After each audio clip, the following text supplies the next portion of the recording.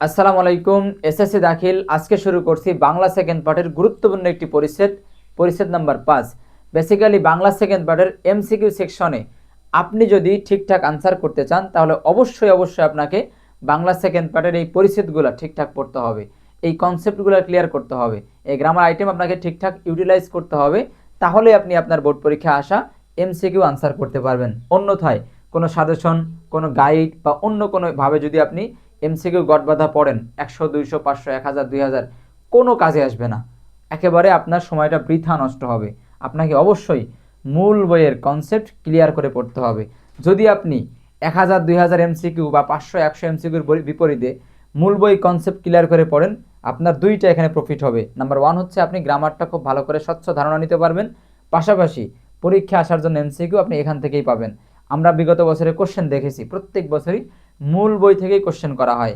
30টার 29টা 30টাই মূল বই থেকে ধরা হয়, মূল বই থেকেই টানা হয়, এবং এমনকি মূল বইয়ের উদাহরণগুলোও টানা হয়। উদাহরণগুলো বাইরে থেকে আসে না, উদাহরণগুলোও এক্সাম্পলগুলোও মূল বই থেকে আসে, অপশনগুলো মূল বই থেকে আসে এমসিকিউর। সেজন্য আপনাকে অবশ্যই মূল বইয়ের কনসেপ্ট, গ্রামার আইটেমটা আপনাকে খুব ভালো করে পড়তে হবে। আমরা জানি আমাদের শর্ট সিলেবাস দাখিল 26-এ, সে জায়গা থেকে দাখিল এবং এসএসসি 26-এ শর্ট সিলেবাস। প্রথমে আমরা আলোচনা করব পরিচ্ছেদ নাম্বার 5। এই পরিচ্ছেদ 5 হচ্ছে ধ্বনি এবং বর্ণ সম্পর্কিত। এই পরিচ্ছেদটা খুবই গুরুত্বপূর্ণ। আমরা এই পরিচ্ছেদ থেকে প্রত্যেক বছরই একটা এমসিকিউ দেখি, কমপক্ষে একটা এমসিকিউ আসে, মাঝে মধ্যে আমরা দুইটাও দেখি। ঠিক আছে, প্রত্যেক বছরই এই একটা পরিচ্ছেদ থেকে, মাত্র 1-1.5 পেজের একটা পরিচ্ছেদ, এখান থেকে প্রায়ই প্রশ্ন হয়। তো চলেন আমরা আলোচনা শুরু করি। আমি চেষ্টা করব একটু ধরে ধরে আলোচনা করার জন্য, যদি অসুস্থ আছি, ঠান্ডা জ্বর, তারপরেও আমি চেষ্টা করছি একটু সহজে বোঝানোর জন্য। আসেন, প্রথমে কি আছে বলা হচ্ছে যে ভাষার ক্ষুদ্রতম একককে ধ্বনি বলে। খুবই গুরুত্বপূর্ণ লাইন। এই লাইনটা চাকরি পরীক্ষাতেও আসে, চাকরি পরীক্ষাতেও আমরা লাইনটা দেখতে পাই। ভাষার ক্ষুদ্রতম একককে কি বলে? ধ্বনি। বা ভাষার ক্ষুদ্রতম একক হচ্ছে ধ্বনি, ভাষার ক্ষুদ্রতম ইউনিট, ভাষার ক্ষুদ্রতম একক হচ্ছে ধ্বনি। এরপরে কি বলা হচ্ছে? বাংলা ভাষায় 37টি মৌলিক ধ্বনি রয়েছে। দেখেন, পরপর দুইটা সেন্টেন্সে দুইটা গুরুত্বপূর্ণ তথ্য। এটাও গুরুত্বপূর্ণ একটা ইনফরমেশন, যেখানে বলা হচ্ছে যে বাংলা ভাষায় মোট মৌলিক ধ্বনি রয়েছে কয়টি? মৌলিক ধ্বনি রয়েছে কয়টি? 37টি। এই ধ্বনিগুলোকে দুই ভাগে ভাগ করা হয়, স্বরধ্বনি এবং ব্যঞ্জন ধ্বনি। একেবারে সহজ। বাংলা গ্রামার একেবারে কঠিন কিছু না যে টিচার লাগবে বা নিজেকে বিশাল আকারে সময় এখানে ইনভেস্ট করতে হবে তা না। একটু ধরে ধরে পড়লেই, একবার দুইবার পড়লেই কিন্তু এই গ্রামারগুলো নিজেরাই বুঝতে পারা যায়, নিজেরাই অবজার্ভ করা যায়। তো আমরা প্রথম 3টা বাক্য পড়লাম, যেখানে বলা হচ্ছে যে ভাষার ক্ষুদ্রতম একককে ধ্বনি বলে এবং বাংলা ভাষায় মৌলিক ধ্বনি রয়েছে 37টি। বাংলা ভাষায় মৌলিক ধ্বনি হচ্ছে 37টি। এই যে 37টি মৌলিক ধ্বনি আছে, এটাকে আবার দুইটা ভাগে ভাগ করা হয়। নাম্বার 1 হচ্ছে স্বরধ্বনি এবং আরেকটা হচ্ছে ব্যঞ্জন ধ্বনি। মৌলিক স্বরধ্বনি 7টি। এই যে ছোট ছোট তথ্যগুলো আছে, এখান থেকে এমসিকিউ টানবে। মৌলিক স্বরধ্বনি কয়টি? 7টি।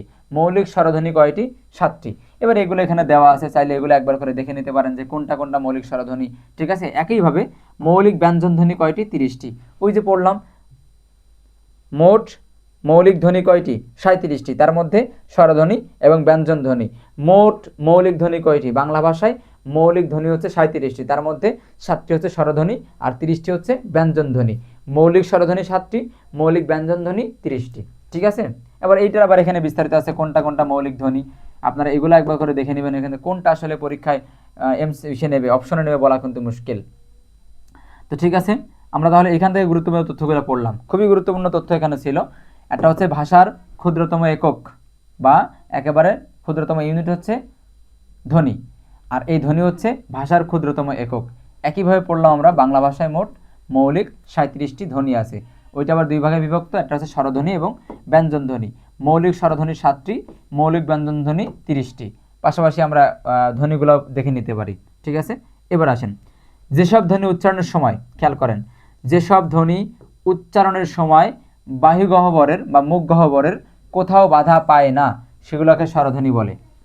আমরা যখন ধ্বনি উচ্চারণ করি আমাদের বাকযন্ত্রের মাধ্যমে, আমাদের গলনালী হলক, তারপরে আমাদের নাকের বাসি, তারপরে হচ্ছে আমাদের জিহ্বা, আমাদের ঠোঁট, আমাদের তালু এবং আমাদের গাল, এবার আমাদের দাঁত, এই যে বাকযন্ত্রের যে অংশগুলো আছে, অঙ্গ প্রত্যঙ্গ বা অংশগুলো আছে, এই অংশগুলোর সাহায্যে আমরা যে ধ্বনিগুলো উচ্চারণ করি, এই ধ্বনি উচ্চারণের সময় যদি মুখ গহ্বরের বাতাস, মুখের নিঃসৃত বাতাস বা ফুসফুসতাড়িত বাতাস মুখের কোথাও আঘাতপ্রাপ্ত না হয়, সেটাকেই স্বরধ্বনি বলা হয়।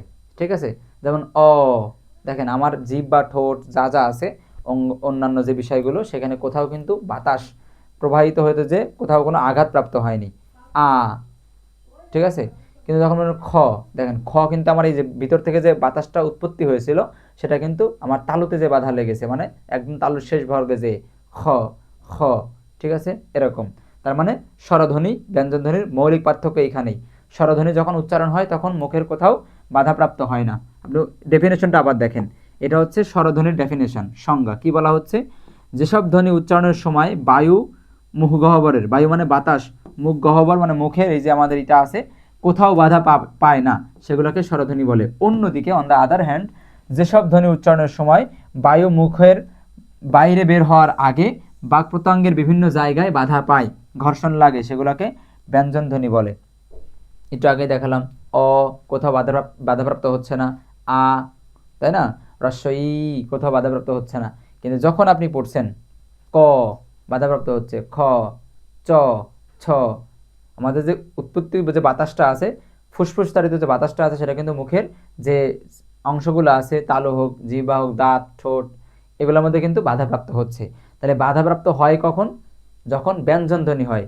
যে সকল ধ্বনি উচ্চারণের সময় মুখ গহ্বরের কোথাও কোনো রকম বাধা, কোথাও কোনো রকম সংঘর্ষ, ঘর্ষণ এগুলো হয় না, সেটা স্বরধ্বনি। অন্যদিকে যদি সংঘর্ষ হয়, বাধাপ্রাপ্ত হয় বা ঘর্ষণ লাগে তাহলে সেটাকে বলা হয় ব্যঞ্জন ধ্বনি। আসেন তারপরে, ধ্বনির প্রতীককে বলা হয় বর্ণ। খুবই গুরুত্বপূর্ণ একটা লাইন, ধ্বনির প্রতীক। ধ্বনির যে প্রতীক, আমাদের যে মুখে মানে উচ্চারণ, আমাদের যে আওয়াজ, আমাদের ধ্বনি শব্দ, এটা যখন আমরা লিখে প্রকাশ করতে চাই প্রতীক আকারে, তখন সেটা হচ্ছে বর্ণ হয়।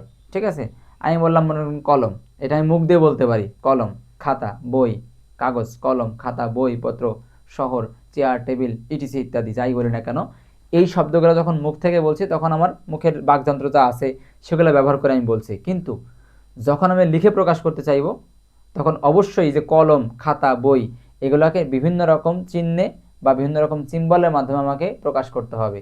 তো এই ধ্বনির লিখিত যে চিহ্নটা আছে, ধ্বনির যে লিখিত রূপটা আছে, সাংকেতিক চিহ্নের রূপটা আছে, এই সাংকেতিক চিহ্নকে বলা হয় বর্ণ। ঠিক আছে, ধ্বনির প্রতীক সিম্বলকে বলা হয় বর্ণ। এই বর্ণ কানে শোনার বিষয়কে চোখে দেখার বিষয়ে পরিণত করে। ওই যে বললাম কলম কানে শুনতে পারলাম, মুখে বলতে পারলাম, কিন্তু এটাকে চোখে দেখার বা লিখে প্রকাশ করার যে সিস্টেমটা, যে ওয়েটা, সেই ওয়েটা প্রকাশ করে কিসের মাধ্যমে, বর্ণের মাধ্যমে প্রকাশ করা যায়। ভাষার সবগুলো বর্ণকে একত্রে বলা হয় বর্ণমালা। গুরুত্বপূর্ণ তথ্য, ভাষার সবগুলো বর্ণমালাকে একত্রে বলা হয় সবগুলো বর্ণকে বলা হয় বর্ণমালা। যেমন এ বি সি টি আমরা যদি খেয়াল করি তাহলে এ, ই, আই, ও, ইউ এগুলো হচ্ছে ভাওয়েল, এবং ওয়াই হচ্ছে মিনি ভায়েল, তাই না, ওয়াই, ডাব্লিউ এগুলো মিনি ভায়েলের কাজ করে। তাহলে এগুলো থাকলো ভায়েল, বাকি সব কনসোনেন্ট। এবার এই ভাওয়েল, কনসোনেন্ট, মিনি ভায়েল সবগুলোকে অ্যাটাচ করে কি হয়, ইংরেজি বর্ণমালা। ঠিক অনুরূপভাবে আমাদের রয়েছে স্বরবর্ণ এবং ব্যঞ্জন বর্ণ। স্বরবর্ণ রয়েছে 11টি, ব্যঞ্জন বর্ণ 39টি, তাই না, এই সবগুলো অ্যাটাচ করে কত হয়, এই সবগুলো মিলেই ভাষার বর্ণমালা হয়। তাহলে একটা ভাষায় ব্যবহৃত সকল ভাষার বা একটা ভাষায় ব্যবহৃত সকল বর্ণমালা, সকল বর্ণগুলোকে একসাথে কি বলা হয়, ভাষার বর্ণমালা বলা হয়। ঠিক আছে, ধ্বনির বিভাজন অনুযায়ী বাংলা বর্ণমালাকে দুই ভাগে ভাগ করা হয়।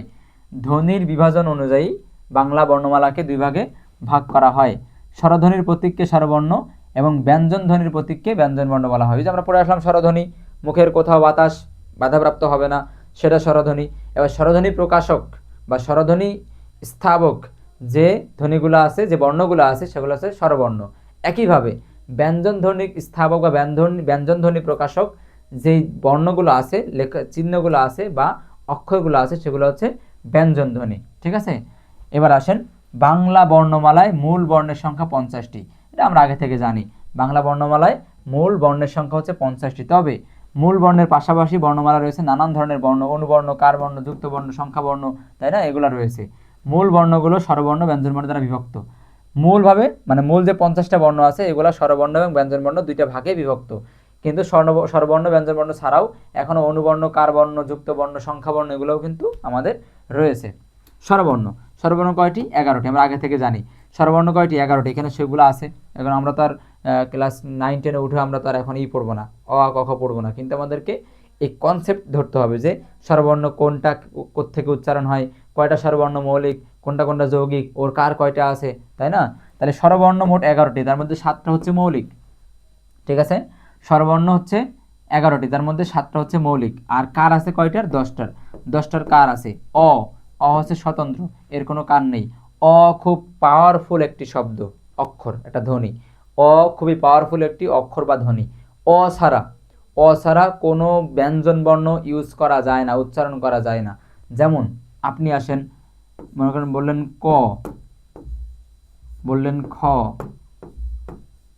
গ বললেন, ঘ, ঙ, চ, ছ, বর্গীয় জ, এতটুকুই লিখলাম। আপনি দেখেন এই অ ছাড়া, এখন আপনি বলতে পারেন যে আমাদের স্বরবর্ণ হচ্ছে 11টি, 11টা স্বরবর্ণ, তার মধ্যে 10টার কার আছে, আকার আছে, তাই না? রস্যিকার আছে, দীর্ঘিকার আছে, কিন্তু অর কোনো কার নাই, সংক্ষিপ্ত রূপ নাই। কার নিয়ে আমরা আলোচনা করব, সামনে আলোচনা আছে।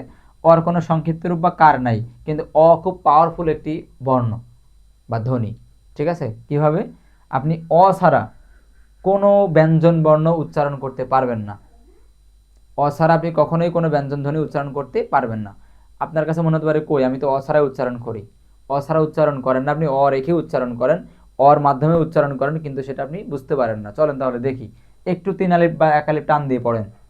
ক, 1 আলিফ অ্যারাবিকের মতো 1 আলিফ টান দিয়ে পড়েন। ক, এই দেখেন অ। খ, এই যে অ। গ, এই যে অ। বুঝতে পেরেছেন? দেখেন প্রত্যেকটা জায়গায় আপনি কি পাচ্ছেন? অ পাচ্ছেন। ঘ, ঠিক আছে, এইভাবে প্রত্যেকটা জায়গায় আপনি অ পাবেন।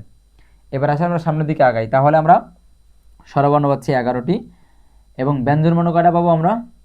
39টি। ব্যঞ্জনবর্ণ কয়টি? 39টি, তার মধ্যে মৌলিক কয়টি? 30টি। মৌলিক কয়টি? 30টি। এবার আসেন কার বর্ণ। কার বর্ণ।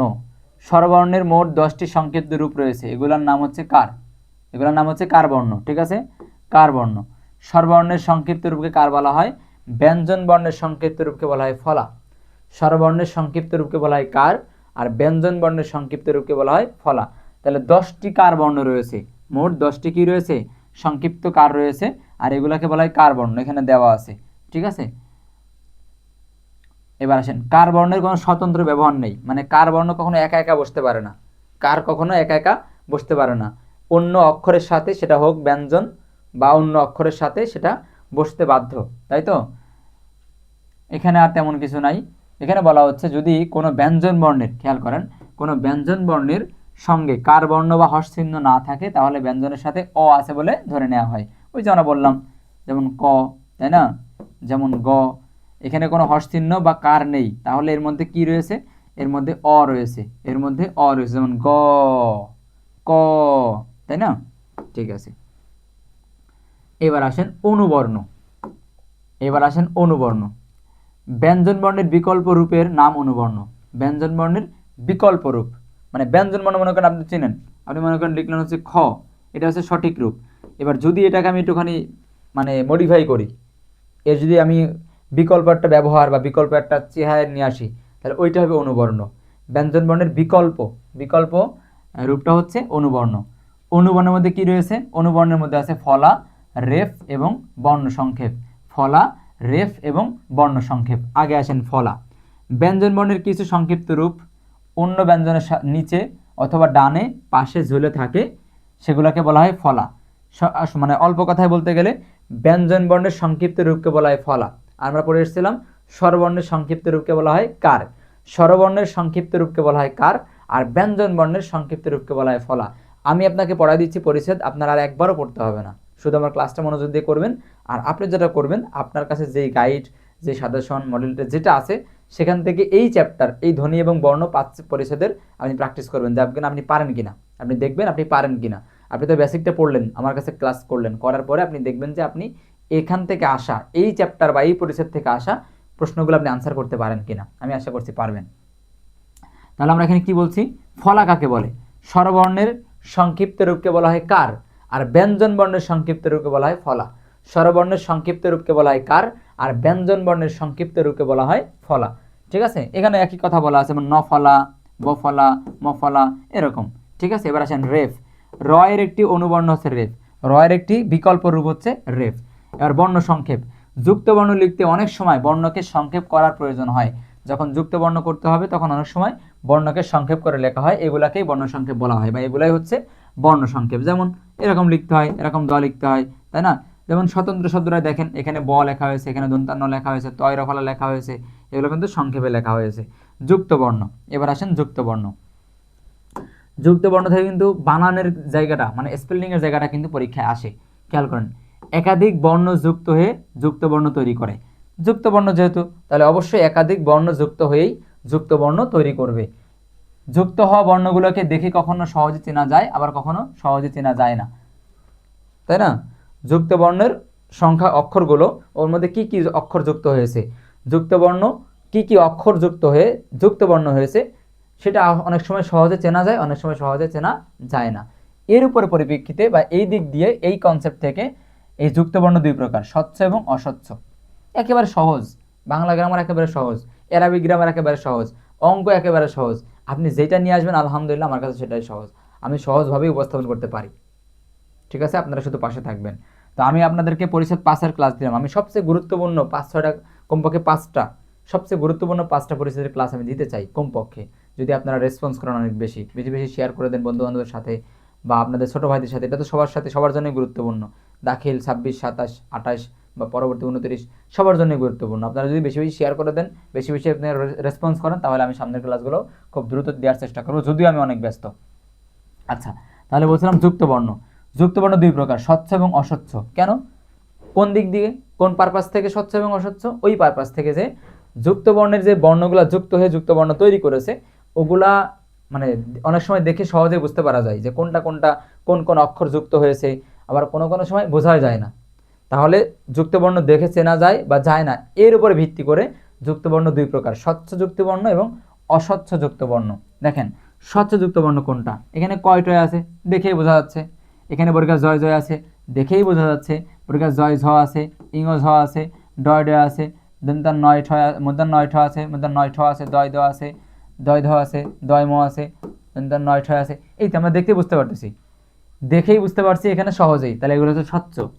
এখানে কোন কোন বর্ণ যুক্ত হয়ে অ্যাটাচ হয়ে যুক্ত বর্ণ তৈরি করেছে আমরা দেখেই বুঝতে পারতেছি সহজেই, এই জন্য এটা হচ্ছে স্বচ্ছ যুক্ত বর্ণ। আর অস্বচ্ছ কেমন, দেখে এক চান্সে বুঝতে পারবেন না, ঠিক আছে? প্রথম অ্যাট এ গ্লান্সে বুঝতে পারবেন না যে আসলে এখানে কি কি আছে। যেমন এখানে কি কি আছে বোঝা যাচ্ছে, কিন্তু দেখেন ব্যাখ্যাটা দেখেন, এখানে কয়তো আছে, এখানে কি আছে দেখে কি না কি মনে হচ্ছে, এখানে আছে কম, এখানে আছে কর, এখানে দেখেন ক্ষিয়, ক আর মূর্ধন্য স বা মূর্ধন্য স যুক্ত হয়েছে। এইখান থেকে কোশ্চেন হয়। এই যে হম, এটা অনেকবার এসছে, ব্রাহ্মণ এটা অনেকবার এসছে, এই যে এইটা এসছে, এইটা এসছে পরীক্ষায়, তারপর এইটা এসছে পরীক্ষায়, বুঝতে পেরেছেন? এইটা স্ন, এইটা পরীক্ষায় আসে, এইটা পরীক্ষায় আসে। এইগুলার মানে অপশন দিয়ে দিবে যে কোনটার যুক্ত বর্ণের ইউরোপ কোনটা, এরকম কিন্তু পরীক্ষায় অনেক অনেক আসে। আপনারা কিন্তু এইখানে মোটামুটি একটা ফোকাস দিবেন, বুঝতে পেরেছেন? এখানে মোটামুটি ফোকাস দিবেন, মানে যুক্ত বর্ণের এখানে একটু বারবার দেখবেন, কয়েকবার দেখবেন, এই যে এখানে যেগুলো আছে কয়েকবার দেখবেন, দেখবেন মনে থাকবে। আমাদের পরিচয় কিন্তু শেষ আলহামদুলিল্লাহ। লাস্ট রয়েছে সংখ্যাবর্ণ। বাংলা ভাষায় সংখ্যা নির্দেশের জন্য 10টি সংখ্যাবর্ণ রয়েছে। বাংলা ভাষায় সংখ্যা বা কাউন্টডাউন, কাউন্ট, অ্যামাউন্ট এগুলোকে নির্দেশ করা, পরিমাপ, পরিমার্জন করা, গণনা করা, পরিমাপ করা, এসব ক্ষেত্রে বাংলা ভাষায় 10টি সংখ্যাবর্ণ রয়েছে। সংখ্যাবর্ণ কয়টি? 10টি, 1 থেকে 9 পর্যন্ত, আর 0 একটা 10, যেটাকে আমরা আইসিটি ভাষায় কি বলি? ডেসিমাল বলি। কি বলি? আইসিটি ভাষায় আমরা কি বলি? ডেসিমাল বলি। এই ছিল আমাদের পরিচ্ছেদ নাম্বার 5, ধ্বনি এবং বর্ণ। চলেন তাহলে আমরা প্র্যাকটিসটা করি। এখানে কয়েকটা এমসিকিউ দেওয়া আছে। মূল বইয়ের এমসিকিউগুলো কিন্তু গুরুত্বপূর্ণ, মূল বইয়ের এমসিকিউগুলো গুরুত্বপূর্ণ। আপনি মূল বইয়ের এমসিকিউ তো প্র্যাকটিস করবেনই, পাশাপাশি আপনার গাইড, সাজেশন যার যেটা আছে, এই ক্লাস শেষ করেই আপনি কি করবেন? অবশ্যই আপনার প্র্যাকটিসটা চালিয়ে যাবেন। প্র্যাকটিসটা আপনি আপনার গাইড থেকে, সাজেশন থেকে যেইখানে আপনি পাবেন সেইখান থেকে করবেন, এই কনসেপ্টের উপরে, এই চ্যাপ্টারের উপরে। আসেন আমি পড়ি। প্রথমে কি আছে? সঠিক উত্তর টিক দেওয়ার কথা বলা আছে, আমরা দেখি। দেখেন আমরা কিন্তু আগে একটু পড়ি নাই, এখন পড়ে কিন্তু আমরা আনসারটা করতে পারবো। বাংলা ভাষায় মৌলিক স্বরধ্বনি কয়টি? ধ্বনি কিন্তু মোট মৌলিক ধ্বনি 37টি, তাই না? তার মধ্যে 30টি ব্যঞ্জন আর 7টি হচ্ছে স্বর। তাহলে বাংলা ভাষায় মৌলিক স্বরধ্বনি কয়টি? 7টি। আসেন, কোন ধ্বনিগুলো উচ্চারণের সময় মুখ গহ্বরে কোথাও বাধা পায় না। কোন ধ্বনি উচ্চারণের সময় মুখ গহ্বরের কোথাও, বাক প্রত্যঙ্গের কোথাও কি বাধাপ্রাপ্ত হয় না, ঘর্ষণপ্রাপ্ত হয় না, তারপরে কি কোনো রকম বাধার সম্মুখীন হয় না। কোন ধ্বনিগুলো? স্বরধ্বনিগুলো। এবার আসেন, ধ্বনির প্রতীককে কি বলে? ধ্বনির যে প্রতীক, আমরা ধ্বনিতে মুখে উচ্চারণ করি, বাকযন্ত্রের মাধ্যমে উচ্চারণ করি, এগুলোর প্রতীক, লিখিত চিহ্নকে কি বলে? প্রতীককে কি বলে? চিহ্নকে, সিম্বলকে কি বলে? বর্ণ বলে, তাই না? বর্ণ বলে। দেখেন একটাও কিন্তু আমাদের পড়তে হচ্ছে না, আমরা যখন মূল কনসেপ্ট পড়েছি। এখন আপনাকে 100 200 যত এমসিকিউ এই চ্যাপ্টারের উপরে আপনি পারবেন। যদি আপনাকে 100 দেয়, আপনি কমপক্ষে 95টা পারবেন। আসেন 4 নম্বর, ব্যঞ্জনের সঙ্গে কার বর্ণ বা হর্ষ চিহ্ন না থাকলে কি থাকে? অ থাকে। ওই যে বললাম, ক, খ, কি ধরে নেওয়া হয়? অ ধরে নেওয়া হয়। এবার স্ন, এই যে দেখেছেন যুক্ত বর্ণ, স্ন যুক্ত বর্ণটি কোন বর্ণ দিয়ে তৈরি হওয়া? আমি আপনাদেরকে দেখাই যে ওইখান থেকে কত কোশ্চেন টানে, এই জায়গা থেকে। এই যে আমি বলছিলাম এখান থেকে কত কোশ্চেন টানে, এই যে স্ন, ঠিক আছে, মূর্ধন্য স এবং মূর্ধন্য। যেমন আরেকটা কি আছে, এই কয়তেও আসে। তারপরে আপনাকে এইটা বলতে চাই, এইটা বলতে চাই, এইটা আসে, এইটা আসে। তারপরে আপনাকে বলতে চাই এই যে হম, এইটা আসে, এইটা আসে, ঠিক আছে। এরপরে এইটা আসে, এইটা আসে, এইটা আসে। বুঝতে পেরেছেন? তাহলে আমাদের এসছে কি? স্ন আসছে, স্ন। তাহলে কি হবে? বলছে এটা, এই যে স্ন যুক্ত বর্ণটি কোন কোন বর্ণ দিয়ে তৈরি হয়েছে? মূর্ধন্য স এবং মূর্ধন্য ন। আসেন, স্বরবর্ণের সংক্ষিপ্ত রূপকে কি বলা হয়? স্বরবর্ণের সংক্ষিপ্ত রূপকে বলা হয় কার, আর ব্যঞ্জন বর্ণের সংক্ষিপ্ত রূপকে বলা হয় ফলা। তাহলে স্বরবর্ণের সংক্ষিপ্ত রূপ হচ্ছে কার। ব্যঞ্জন বর্ণের বিকল্প রূপের নাম অনুবর্ণ, অনুবর্ণ, অনুবর্ণ, অনুবর্ণ। এবার আসেন, নিচের কোনটি, কোন জোড়টি যুক্ত বর্ণের রূপভেদকে প্রকাশ করে? রূপভেদ মানে কি? পার্থক্য, প্রকারভেদ। রূপভেদ মানে প্রকারভেদ। তাহলে কোন জোড় মানে কোন জোড়াটি? দেখেন এখানে সব জায়গায় জোড়া আছে। তাহলে কোন জোড়াটি যুক্ত বর্ণের রূপভেদ বা হচ্ছে পার্থক্য বা হচ্ছে ডেফিনেশন বা যাই বলেন ক্লাসিফিকেশন প্রকাশ করে? কোনটা? অস্বচ্ছ এবং উন্মুক্ত না, স্বচ্ছযুক্ত জি না, কারফলা জি না, স্বচ্ছ এবং অস্বচ্ছ সরাসরি বইতে এটা রয়েছে, তাই না? চলেন, আর দুইটা আছে। আপনারা কিন্তু আপনাদের প্র্যাকটিস কিন্তু চালাই যেতে হবে, আপনাদের guide, suggestion, test paper, supplement যার যেটা আছে। বাংলা কার বর্ণের সংখ্যা, বাংলায় কার বর্ণ কয়টি? 10টি। আমরা জানি অ এর কোনো সংক্ষিপ্ত রূপ বা কার নেই, না থাকলেও খুব পাওয়ারফুল বর্ণ। 10 নম্বর, বাংলার সংখ্যা বর্ণ কয়টি? একটু আগেই বললাম, 1 থেকে 9, 9টা, আর 0 একটা 10টা। ঠিক আছে? তো এই ছিল আমাদের পরিচ্ছেদ নাম্বার 5। যদি আপনাদের ক্লাসটা খুব ভালো লেগে থাকে, শেয়ার করতে হবে, এবং পরবর্তী ক্লাস পেতে হলে অবশ্যই আমাদেরকে জানাতে হবে এবং আপনারা বেশি বেশি শেয়ার করতে হবে। আপনাদের অনেক বেশি রেসপন্সের মাধ্যমেই বা আপনাদের রিকোয়ারমেন্টের মাধ্যমেই কিন্তু পরবর্তী ক্লাস পাওয়ার পসিবিলিটি বেশি থাকবে। দাখিল যারা পরীক্ষা দিচ্ছেন, যারা এসএসসি পরীক্ষা দিচ্ছেন, সামনে দিবেন, সবার জন্য শুভকামনা থাকলো। সবাইকে আমাদের সাথে সবসময় চাই। এখন শেষ করছি। আসসালামু আলাইকুম রহমতুল্লাহ।